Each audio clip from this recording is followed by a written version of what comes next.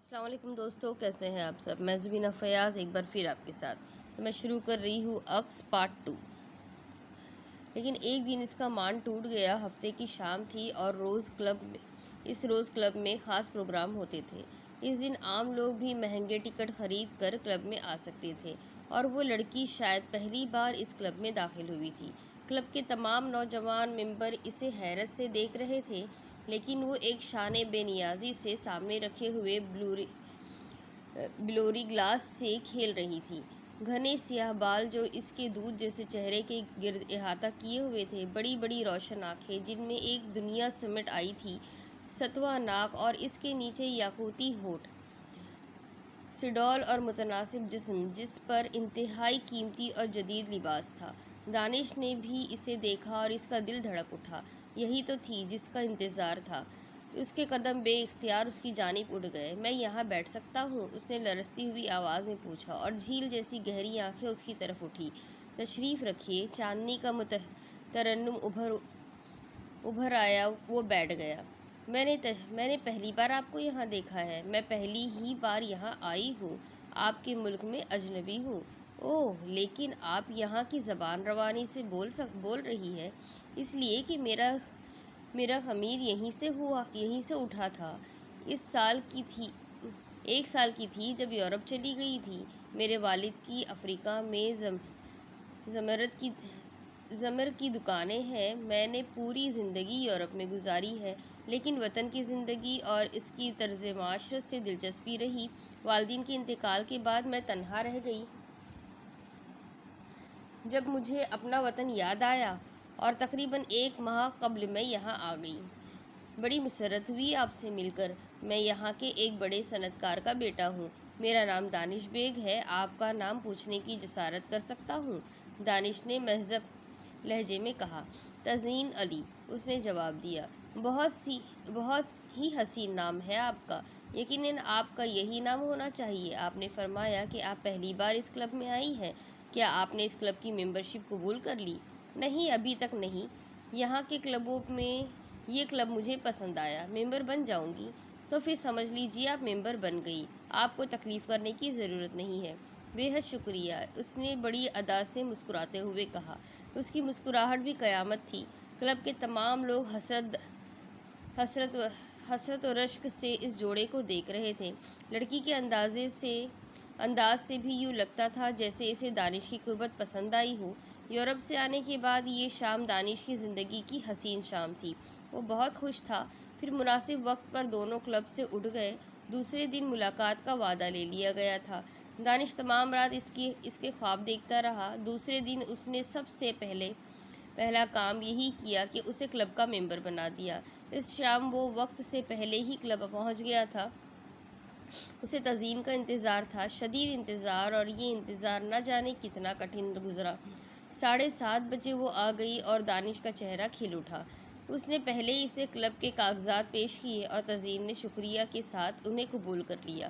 آج بھی انتہائی خوبصورت لباس میں ملبوس تھی، اور دانش اس کے ایک ایک ادا پر نثار ہو رہا تھا۔ وہ اس کی آئیڈیل تھی۔ پھر ہر شام اس کی آرزوؤں کی شام بن گئی، اور دن بے قراری کا دن۔ لیکن تزئین بڑی محتاط تھی۔ اس نے دوستی کی کسی حد کو پار نہیں کیا۔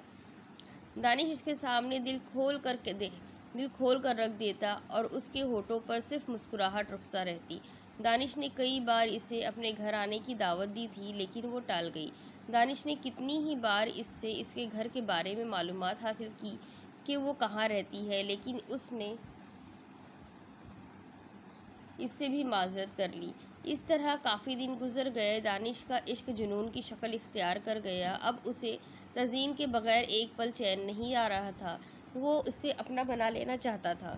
تزئین ابھی تک اس پر نہیں کھلی تھی۔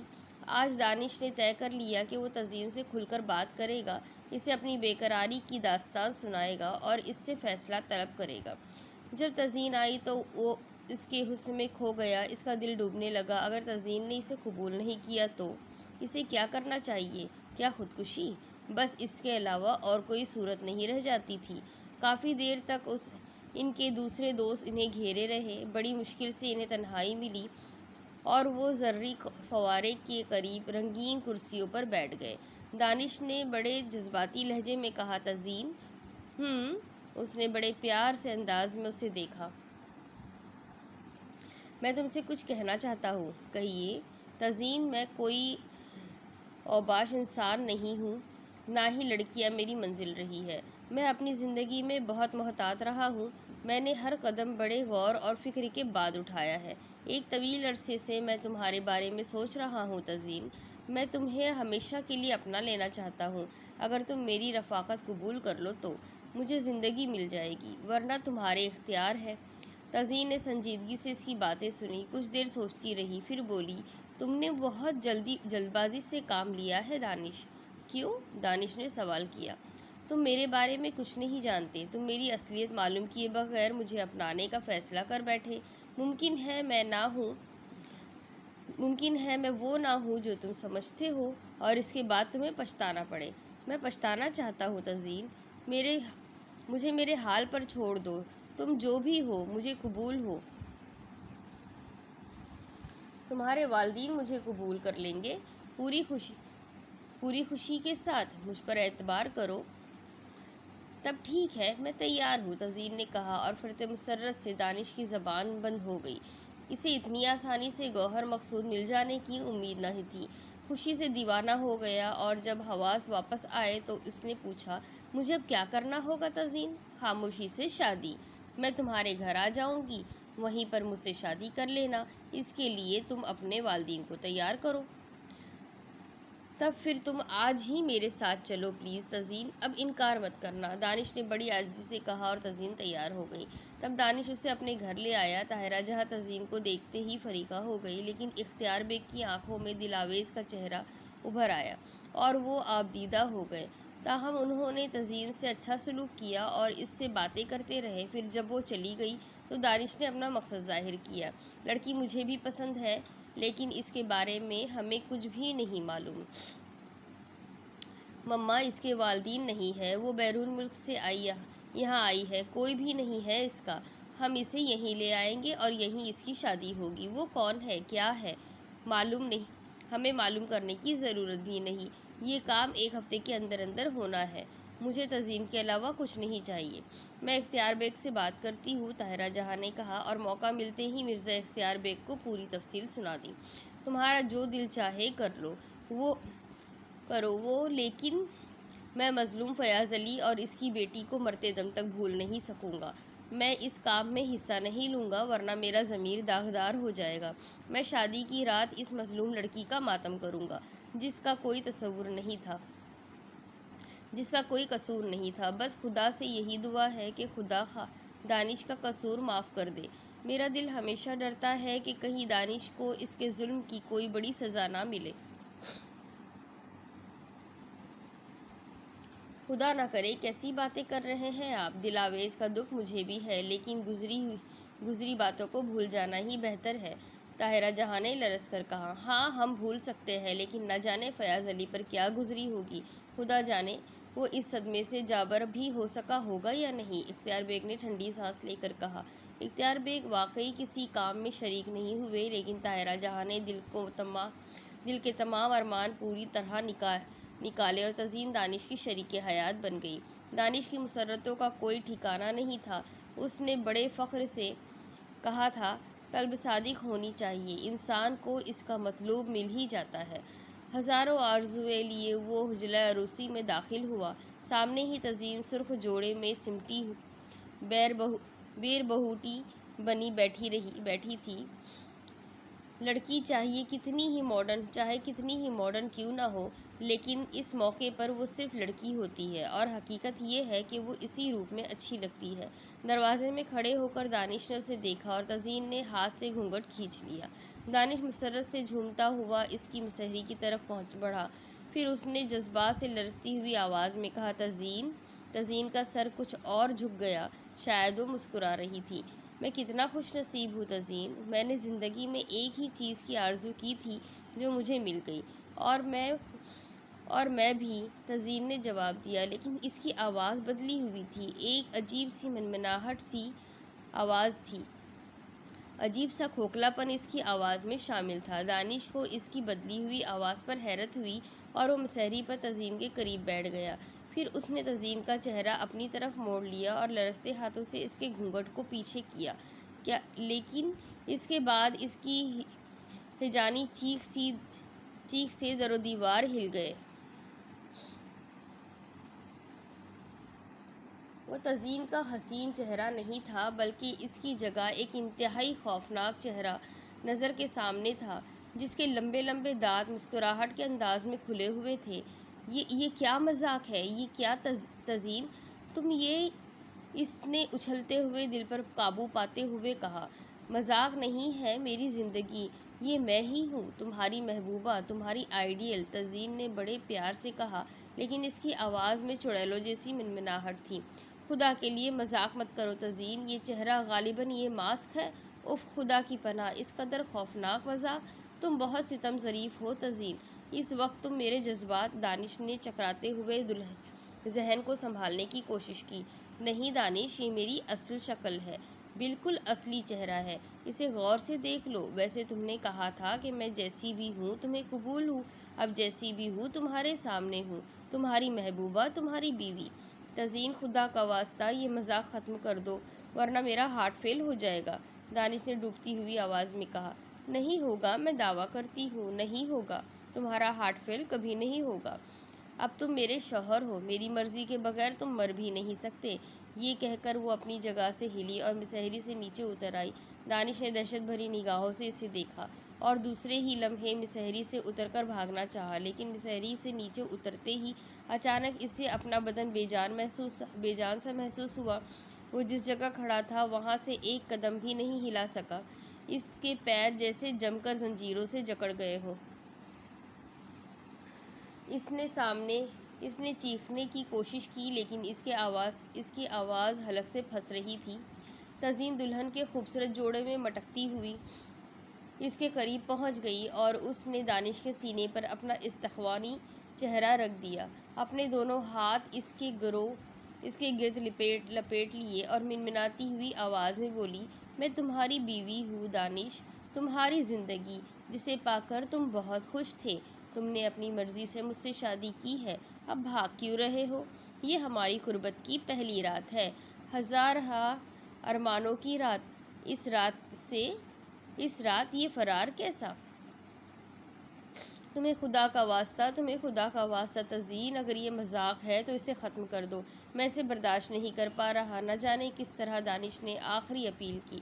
تم میری اصلیت کو بار بار مذاق کہہ کر میری توہین کر رہے ہو، میں تمہیں بتا چکی ہوں کہ یہ میری حقیقت ہے۔ وہ نقلی چہرہ تھا جس کو چڑھا کر میں تمہارے سامنے آئی تھی، لیکن تم فکر مت کرو۔ فکر مند کیوں ہو؟ میں دوسروں کے سامنے اسی نقلی چہرے میں آؤں گی، لیکن تمہیں دھوکے میں نہیں رکھوں گی، تمہارے سامنے میں اپنے اصل روپ میں ہی آؤں گی۔ دانش نے دونوں ہاتھوں سے اپنا چہرہ چھپا لیا، اس کا دل پتے کی طرح لرز رہا تھا۔ یہ کیا ہو گیا؟ یہ کیسے ہو گیا؟ یہ سب کیا ہے؟ آخر کیوں؟ اب میں کیا کروں؟ کس سے کہوں اپنی مظلومیت کی داستان؟ یہ خوفناک بلا کیسے میرے سر پڑ گئی؟ ہاتھ ہٹاؤ دانش، آؤ میرے پاس بیٹھو۔ سوکھے ہوئے ہاتھ سے تزئین نے اس کا بازو پکڑا اور اسے مسحری کی طرف گھسیٹنے لگی۔ دانش کے قدم من بھر کے ہو رہے تھے، لیکن وہ اس کے سامنے خود کو بے بس محسوس کر رہا تھا۔ وہ اس کے ہر حکم کی تعمیل کرنے پر مجبور تھا، حالانکہ اس کے سارے وجود میں دہشت اور سنسنی کی تیز لہریں دوڑ رہی تھیں، لیکن اس کا بدن مفلوج تھا، دماغ البتہ کام کر رہا تھا۔ آخر یہ کیا مذاق ہے؟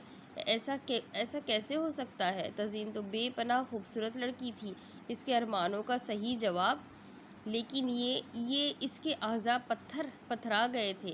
رفتہ رفتہ رات گزر گئی، تزئین اس سے باتیں کرتی رہی، ساری باتیں یک طرفہ تھیں، وہ خوش نظر آ رہی تھی۔ پھر وہ تھک کر اس کے پہلو میں سو گئی، لیکن وہ اس طرح بے بس تھا، وہ خوفناک ڈھانچے کے پاس سے اڑ بھی نہیں سکتا تھا، جو دلہن کے سرخ جگمگاتے لباس میں عجیب و غریب لگ رہا تھا۔ پھر روشنی کی کرنیں دروازے کے اندر رینگ آئیں تو تزئین نے انگڑائی لی اور اس کے دانت مسکراہٹ کے انداز میں پھیل گئے۔ دن کی روشنی میں وہ اور بھی بھینکر لگ رہی تھی۔ صبح بخیر دانش، اب تم باہر جا سکتے ہو۔ دانش کو یوں لگا جیسے اس کا سارا جسم کسی بوجھ سے آزاد ہو گیا۔ اس کے بدن میں زندگی لوٹ آئی۔ وہ تھکے تھکے انداز میں اٹھا اور دروازہ کھول کر باہر نکل گیا۔ گھر والوں سے کیا کہتا کہ اس پر کیا بیتی ہے؟ پتہ نہیں ان لوگوں نے اس کی ہوائیاں اڑتے چہرے کو غور سے دیکھا بھی یا نہیں، لیکن ناشتے کی میز پر تزئین جب آئی تو وہ دنگ رہ گیا۔ وہ پہلے جیسی تھی، دلکش اور حسین چہرہ زندگی سے بھرپور تھا، اس کی آنکھوں میں رات کا خمار تھا۔ طاہرہ جہاں نے بہو کو دیکھا، یہ بات تو انہوں نے دل سے تسلیم کی تھی کہ تزئین بے حد خوبصورت ہے۔ بہرحال جو کچھ بھی تھا، ہر طرح کے حالات سے سمجھوتہ کرنا پڑتا ہے۔ چنانچہ انہوں نے بہو کو خوش آمدید کہا۔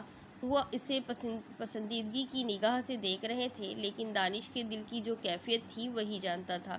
اس کا چہرہ اترا ہوا تھا اور برسوں کا مریض نظر آ رہا تھا۔ ماں باپ نے اس کے اترے ہوئے چہرے کو دیکھا اور نہ جانے کیا سمجھ کر نظر انداز کر دیا۔ ناشتے کے بعد تزئین کو آنے جانے والوں نے گھیر لیا اور دانش گھر سے باہر نکل گیا۔ اس کے حواس گم تھے، کیا ہو گیا ہے؟ آخر یہ خوفناک چڑیل اس کے پیچھے کہاں سے لگ گئی؟ ایک ایک لمحہ اسے یاد آنے لگا۔ وہ اسے ایک بھری پوری جگہ ملی تھی۔ اگر کسی ویرانے میں ملتی تو وہ یہی سمجھتا کہ شاید کوئی انوکھی گڑبڑ ہو گئی ہے۔ آخر وہ کون ہے؟ لیکن ان سوالات کا اس کے پاس کوئی جواب نہیں تھا۔ اس کی سمجھ میں نہیں آ رہا تھا کہ اب کیا کیا جائے۔ رات کو جو کچھ اس پر بیتی تھی وہ اس قدر ہولناک تھی کہ اب وہ دوبارہ اس تجربے کو دہرانے کے لیے تیار نہیں تھا۔ پھر کیا کروں؟ کہاں جاؤں؟ کس سے حقیقت حال کہوں؟ کون میرا ہمدرد ہے؟ اسے پوری دنیا خالی نظر آ رہی تھی۔ تزئین تو اس کی اپنی دریافت تھی۔ اس نے اس کے بارے میں کسی سے کوئی مشورہ بھی نہیں لیا تھا۔ پھر اس سے چھٹکارا پانے کی کیا ترکیب ہو سکتی ہے؟ ایک ہی صورت ہے، یہاں سے نکل بھاگے، کہیں دور چلا جائے، خاموشی سے، کسی کو بتائے بغیر۔ یہ خیال اس کے ذہن میں جڑ پکڑ گیا اور تھوڑی دیر کے بعد وہ واپس گھر آیا۔ بے شمار مہمان آ گئے تھے اور سارے کے سارے تزئین میں کھوئے ہوئے تھے۔ ولیمے کی تیاریاں ہو رہی تھیں، زبردست انتظامات کیے جا رہے تھے، لیکن وہ ان تمام انتظامات سے بددل خاموشی سے اپنے کمرے میں پہنچ گیا۔ کپڑے وغیرہ لیتا تو گھر والوں کو شبہ ہو سکتا تھا۔ کپڑے دوسرے بھی خریدے جا سکتے ہیں، بس رقم کی ضرورت تھی۔ اس نے بڑے بڑے نوٹوں کی گڈیاں جیب میں ٹھوسی اور خاموشی سے باہر نکل آیا۔ اب اس کا رخ ریلوے اسٹیشن کی طرف تھا۔ اس کے سامنے کوئی منزل نہیں تھی، بس یہاں سے نکل جانا چاہتا تھا۔ اس کے بعد جس طرح اور جہاں زندگی گزرے، اسے یہ گھر اور یہ عیش و عشرت چھوڑتے ہوئے دکھ ہو رہا تھا۔ اپنے والدین کی پریشانی کا بھی احساس تھا، لیکن تمام احساسات پر تزئین کی بھیانک شکل حاوی تھی۔ اسے اس کے کریہہ دانت اپنے ہونٹوں سے چپکے ہوئے محسوس کر کے گھن آ رہی تھی۔ اس کی سوکھی ہوئی ہڈیاں جسم پر چھپتی ہوئی محسوس ہو رہی تھی۔ وہ تزئین کی رفاقت برداشت نہیں کر سکتا تھا، چنانچہ یہاں سے بھاگ جانا چاہتا تھا۔ ٹیکسی نے اسے اسٹیشن چھوڑ دیا۔ کئی ٹرینیں گزر چکی تھیں۔ اب جو ٹرین جانے والی تھی وہ دن کے 12:30 بجے چلتی تھی۔ وہ ویٹنگ روم میں چلا گیا اور اس نے 12:30 وہیں بجا دیے۔ اسے خطرہ تھا کہ کہیں اس کی تلاش نہ شروع کر دی گئی ہو۔ وہ بہرحال اگر تلاش ہوئی بھی تو کوئی اسٹیشن کی طرف نہیں آئے گا۔ اس نے ٹرین کی آخری اسٹیشن کا ٹکٹ لیا۔ 1000 میل سے زیادہ کا سفر تھا۔ وہ منحوس شہر سے جس قدر دور نکل جائے بہتر ہے۔ ٹرین کی فرسٹ کلاس کمپارٹمنٹ میں چند ہی مسافر تھے۔ اسے کسی سے سروکار نہیں تھا۔ وہ تو اپنی تباہ شدہ زندگی کے بارے میں سوچ رہا تھا۔ قصہ کیا ہے؟ اگر یہ بات سمجھ میں آ جاتی تو شاید اتنی پریشانی نہیں ہوتی، لیکن یہ بات سمجھ میں نہیں آ رہی تھی۔ آخر تزئین کون ہے؟ اس کا راز کیا ہے؟ اس نے اپنے بارے میں جو تھوڑی سی تفصیل بتائی تھی، کیا وہ سچ تھی؟ غور کرنے کے بعد اسے احساس ہوا کہ اس سے زبردست حماقت ہوئی ہے۔ وہ تزئین کی محبت میں گرفتار ہو کر حواس کھو بیٹھا، ورنہ اس کی تو کوئی بات درست تھی۔ اس کی تو کہیں ہر بات درست تھی ہی نہیں۔ بقول اس کے کہ وہ ایک ارب پتی باپ کی بیٹی ہے، تو اس کی دولت کہاں تھی؟ اس میں کوئی شک نہیں ہے کہ وہ اعلیٰ ترین لباس پہنتی تھی، لیکن یہ نمائش اس کے الفاظ کی تائید تو نہیں تھی۔ پھر میں کیوں بے وقوف بن گیا اور ان تمام باتوں کا ایک ہی جواب تھا، تزئین کا بے پناہ حسن، جس نے اسے عقل و خرو سے بیگانہ کر دیا تھا۔ مگر تزئین نے اس کے ساتھ یہ دھوکہ آخر کیوں کیا؟ اس نے اپنی حقیقت پہلے ہی کیوں نہ بتا دی؟ یا پھر اگر وہ اپنی حقیقت چھپا سکتی تھی تو اس نے اس سے بھی چھپی کیوں نہ رہنے دی؟ تزئین سے پہلی ملاقات سے لے کر اب تک کی تمام باتیں اس کے ذہن میں گردش کرتی رہی۔ یہ بھی سچ تھا کہ وہ خود اس کی جانب مائل نہیں ہوئی تھی، بلکہ خود دانش نے ہی اس کے لیے کوشش کی تھی۔ تزئین نے تو اس سے اظہار الفت بھی نہیں کیا تھا۔ دانش کا ذہن معاوف ہونے لگا۔ یہ سب کچھ کیا ہے؟ ایسا تو کبھی قصے کہانیوں میں بھی نہیں سنا تھا۔ اس نے دونوں ہاتھوں سے سر پکڑ لیا اور سیٹ کی پشت سے گردن ٹکا دی۔ گاڑی ہچکولے کھاتی ہوئی آگے بڑھتی رہی۔ پچھلی رات بھی جس طرح گزری تھی، اس نے اسے بری طرح نڈھال کیا ہوا تھا۔ ٹرین بدستور دوڑ رہی تھی، نہ جانے کتنے اسٹیشن گزر گئے تھے۔ تھوڑی دیر کے بعد وہ اٹھ کر باتھ روم میں چلا گیا۔ ٹھنڈے پانی کے چھینٹوں نے اس کے ذہن کو کسی حد تک سکون بخشا۔ بھوک لگ رہی تھی۔ وہ کمپارٹمنٹ سے نکل کر ڈائننگ کار کی طرف چل پڑا۔ گرم کافی اور سینڈوچ طلب کرنے کے بعد اس نے سگریٹ سلگائی اور اپنے گھر کے بارے میں سوچنے لگا کہ گھر کے لوگ پریشان ہو رہے ہوں گے، ہر جگہ اسے تلاش کیا جا رہا ہوگا، سب حیران ہوں گے کہ وہ دلہن کو چھوڑ کر کہاں بھاگ گیا، اور پھر تزئین تو اس کی محبوبہ ہے۔ اس کے ہونٹ کی کراہت آمیز انداز میں سکڑ گئے۔ ویٹر نے اس کے سامنے مطلوبہ سامان لا کر رکھ دیا۔ گرم کافی نے ذہن کو تھوڑا سکون بخشا، لیکن ان خیالات کو ذہن سے کس طرح جھٹک سکتا تھا جو اس کے ہوش اڑا دے رہے تھے؟ تبھی اس کے ذہن میں اچانک ایک خیال آیا، کیا یہ میرے لیے سزا ہے؟ میں نے کبھی کسی لڑکی کو گھاس نہیں ڈالی، میں نے خود پر ناز کیا تھا۔ اس معصوم سی لڑکی جس کا نام دلاویز تھا، اس کا صبر سمیٹا تھا، اس نے اپنی جان دے دی تھی۔ جب وہ اسے کہہ رہا تھا کہ وہ اس سے شادی نہیں کر سکتا، تو وہ کسی پتھر کی مورت کی طرح ساکت کھڑی تھی۔ واقعی بہت سو کی آہیں لی ہیں میں نے، وہ دل ہی دل میں پچھتانے لگا۔ لیکن اب پچھتائے کیا ہوتا؟ دن گزر گیا، رات آ گئی۔ جب ڈائننگ کار خالی ہو گئی اور بیرے اس کے اٹھنے کا انتظار کرنے لگے تو اس نے بل ادا کیا اور کمپارٹمنٹ میں واپس آ گیا۔ نہ جانے ابھی تک کتنا سفر باقی ہے۔ وہ آ کر اپنی سیٹ پر لیٹ گیا۔ تمام مسافر سو گئے تھے، وہ خود بھی سونے کی کوشش کر رہا تھا، اور اس نے آنکھیں بند کر لی۔ ابھی اس نے آنکھیں بند ہی کی تھی کہ اچانک اس کے کانوں میں ایک سنسناتی سی آواز گونجی، دانش، میری زندگی، میری روح، کہاں ہو تم؟ آؤ، جلدی واپس آؤ، آؤ واپس آ جاؤ دانش، میں تمہارا انتظار کر رہی ہوں۔ یہ آواز اس کے حواس پر طاری ہو گئی اور ٹرین کا شور یکلخت رک گیا۔ اب اس کے جسم کو ہچکولے بھی نہیں لگ رہے تھے، اور پھر وہی سوکھی سوکھی انگلیاں بالوں میں کنگھی کرنے لگی۔ اس نے ہاتھ اٹھا کر کنگھی کرنے والی کلائی پکڑی، اور اس کے ساتھ ہی اس کے ذہن کو ایک شدید جھٹکا لگا۔ وہ اس کلائی کو پہچانتا تھا۔ پچھلی رات وہ اس کے سوکھے وجود سے پوری طرح آشنا ہو چکا تھا۔ اس نے وحشت زدہ انداز میں آنکھیں کھول دی اور اس کا سر گھوم گیا۔ وہ اپنی خوابگاہ میں اپنی مسہری پر تھا، اور تزئین اس کے سرہانے بیٹھی ہوئی تھی۔ اس کے لمبے دانت مسکراہٹ کے انداز میں جھانک رہے تھے اور آنکھوں کے گڑھے چمک رہے تھے۔ وہ گھبرا کر اٹھ بیٹھا اور وحشت زدہ نگاہوں سے خوابگاہ کو دیکھنے لگا۔ گھبراؤ نہیں، میرے پاس ہو تم، مجھ سے فرار ہو کر اب کہاں جاؤ گے؟ لیٹے رہو تم، دن بھر سفر سے تھک گئے ہوں گے، لاؤ میں تمہارا سر دبا دوں۔ اور اس کا سوکھا ہاتھ دانش کی پیشانی پر پہنچ گیا۔ میں یہاں کیسے آ گیا؟ وہ کپکپاتی آواز میں بولا۔ میں نے تمہیں آواز دی اور تم چلے آئے۔ آخر میں تمہاری بیوی ہوں۔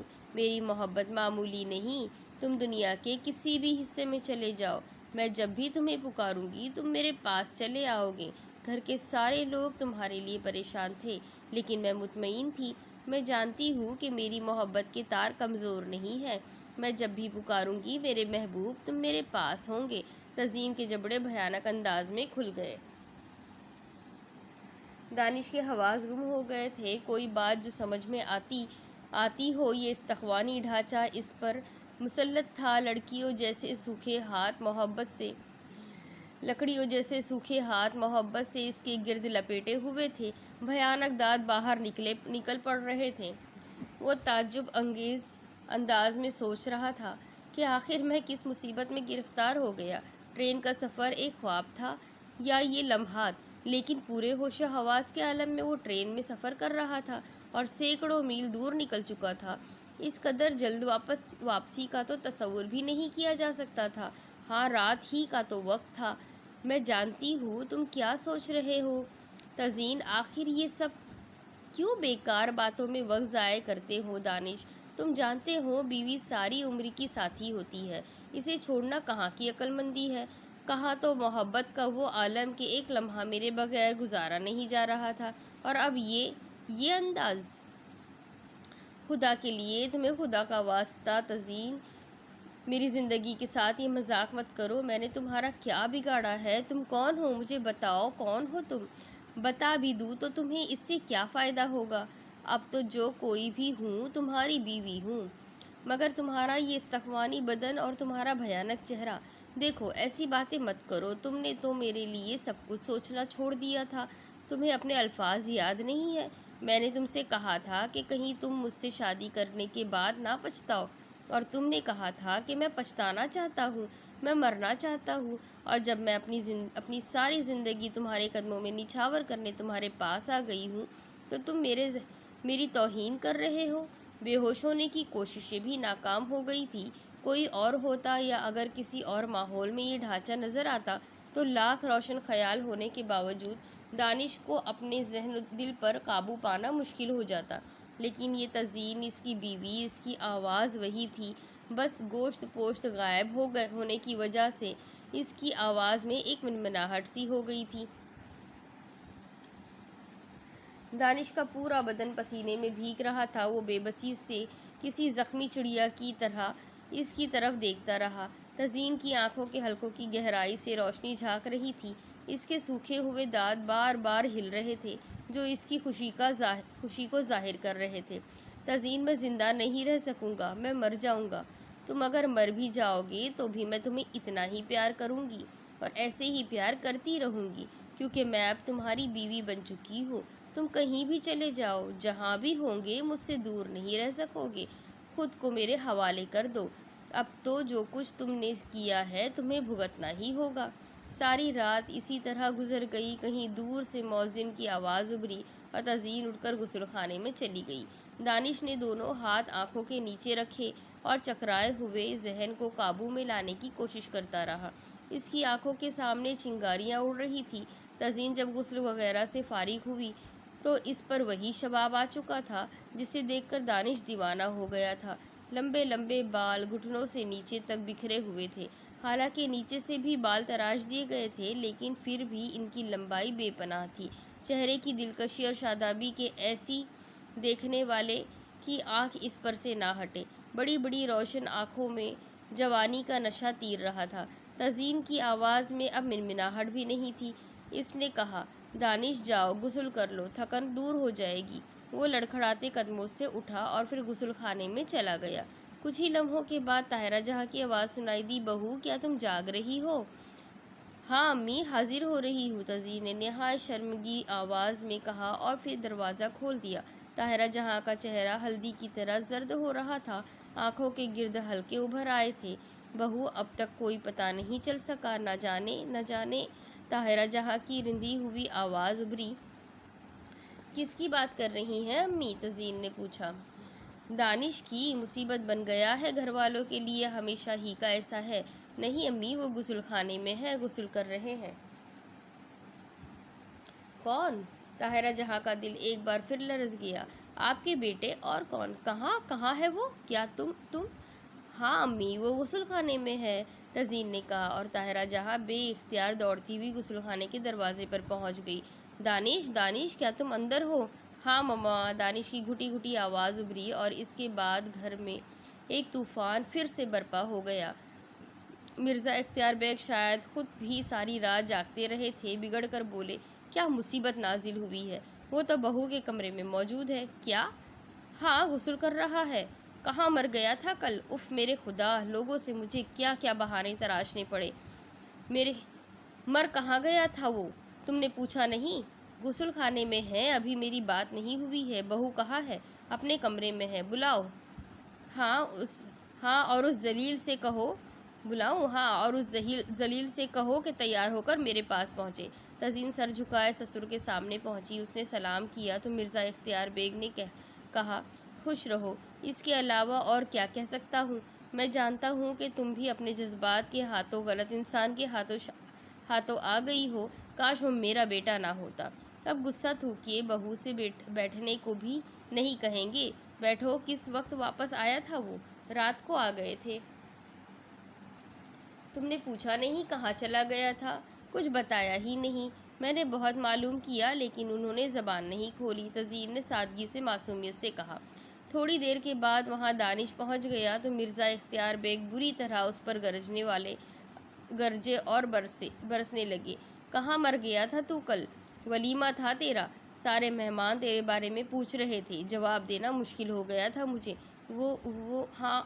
ہاں جواب دے، اب تو تیری پسند کی شادی ہوئی ہے، تیرا آئیڈیل ہے تیری دلہن۔ میں کسی بچی کی زندگی تجھ سے منسوب کر کے اسے تباہ نہیں کرنا چاہتا تھا، لیکن اس عورت نے جو تیری ماں ہے مجھے بھی برباد کر دیا۔ تماشا بن گیا ہوں دنیا کے سامنے۔ کہاں چلا گیا تھا؟ جواب دے۔ بس آپ اس سلسلے میں مجھ سے کچھ نہ پوچھیں، کہیں چلا گیا تھا بس۔ ہاں بیٹے، خوب بدلے